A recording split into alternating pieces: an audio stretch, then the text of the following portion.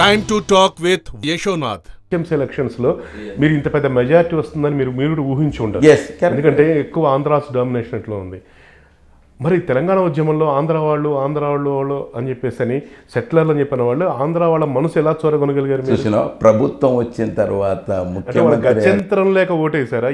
ఎందుకు హిట్లర్ మళ్ళీ మా మీద 2 సంవత్సరాలలో పాలన చూసిన తర్వాత 1.5 సంవత్సరాల పాలన చూసిన తర్వాత మా ముఖ్యమంత్రి గారే పలు పర్యాయాలు చెప్తూ వచ్చారు, మీరు ఆంధ్ర అని తెలంగాణ అనేటువంటివి కాదు, అందరం తెలుగు వాళ్ళం, కాబట్టి మీకు ఇక్కడ పూర్తి రక్షణ ఉంటుంది, మీ కాలుకు ముళ్ళు గుచ్చితే నా పంటితో తీస్తా అనేటువంటి ఒక ముఖ్యమంత్రి ఎక్కడన్నా దొరికిండండి.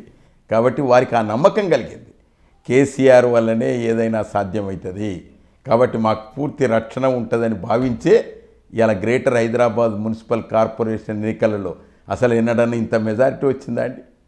కాబట్టి అందరి డిపాజిట్లన్నీ కూడా గల్లంతు చేసి ఇలా అత్యధిక మెజారిటీతో గెలిపించినటువంటి ఒక ఉదంతా ఉన్నది. కాబట్టి అనతి కాలంలోనే ఆ రకమైనటువంటి ఒక ప్రజలను ఆ విధంగా భావించారంటే ఏదో కొంతమంది ఆషామాషితోటి చేస్తే భయపెట్టిస్తే జరిగేటువంటి కాదు. అందరూ కూడా ఈ ప్రభుత్వం మీద మంచి చేస్తుంది అనేటువంటి ఒక నమ్మకం కుదిరితే తప్ప అన్ని ఓట్లు రావు. కాబట్టి ఇలా ముస్లింలను కూడా ఆకర్షితులు చేస్తున్నాం, ఆంధ్ర ప్రాంతం నుంచి వచ్చి ఇక్కడ సెటిల్ అయినటువంటి వారిని కూడా ఆకర్షితులు చేస్తున్నాం. ప్రభుత్వం బాగా నడుస్తుంది అనేటువంటి ఒక నమ్మకం ఇలా ప్రజల్లో కలిగింది.